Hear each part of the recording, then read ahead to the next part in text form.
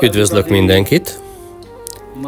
Ez az év, amely számomra és talán mások számára is különleges, majdnem véget ért.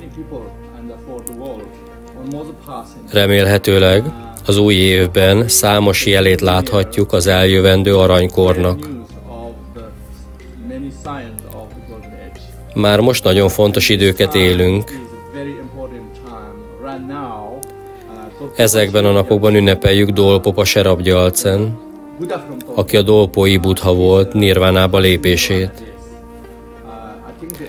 Azt hiszem, a pontos nap tegnap volt, vagy valami ilyesmi. Minden esetre ezekben a napokban ezernyi és ezernyi szerzetes hatalmas felajánlásokat végez. Mantrákat énekel, és így tovább. Felajánlva minden érző lény megszabadulására. Számunkra ez egy lehetőség, hogy recitáljuk és halmozzuk Dolpopa mantráit, és ilyen módon részt vegyünk ebben a hatalmas felajánlásban.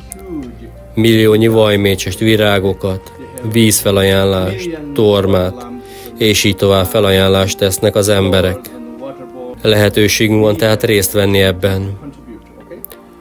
Biztos vagyok benne, hogy mindenki ismeri az imákat, amiket írtam Dolpopa Serap Gyaltsenhez és 14 tanítványához. De legalább ismeritek a mantrákat. Részt vennétek a mantra recitálásában? Biztos vagyok benne, hogy mindenki ismeri a mantrákat, de még egyszer elmondom.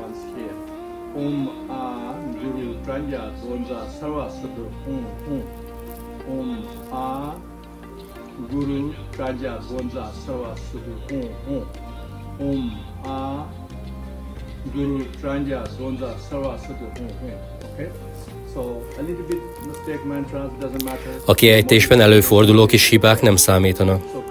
A motivációtok a legfontosabb. Vegyetek részt, és ajánljátok fel az aranykor eljöveteléért. Jelenleg a világ a pusztulás felé halad, de remélhetőleg az az aranykor előjele. A jóslat szerint valami nagyon rossz történik először, és aztán jön a jó. Remélhetőleg ez történik most.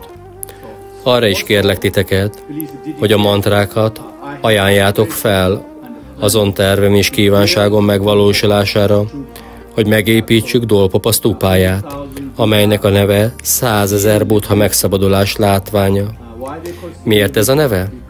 Mert amikor Dolpopa befejezte a sztúpa építését, az áldás idején mindenki látta, hogy az összes Sambala Dharma király és Kalki, minden bölcs beleolvad a sztúpába. Azóta hívják a megszabadulás látványának, mert aki csak látta a sztúpát, bármilyen akadállyal is nézett szembe, az megtisztult. Valamint, amikor ezek az emberek haldokoltak, látták Sambala összes bölcsét, istennőjét és az angyalokhoz hasonlókat, akik eljöttek, hogy elvigyék őket Sambalába. Nagyon sok embernek volt ez a látomása, ezért hívják a megszabadulás látványának. Ezért a tervem és a kívánságom, hogy megépítem ezt, meg fogjuk építeni. Kérlek, vegyetek részt ebben, bármilyen formában legyen az önkéntes munka vagy bármi. Ezt a mantrát ennek a célnak szenteljük, hogy megépítsük a látáson keresztül megszabadulás sztúpáját, a világért, az aranykorért. Nem sokára találkozunk az új évben.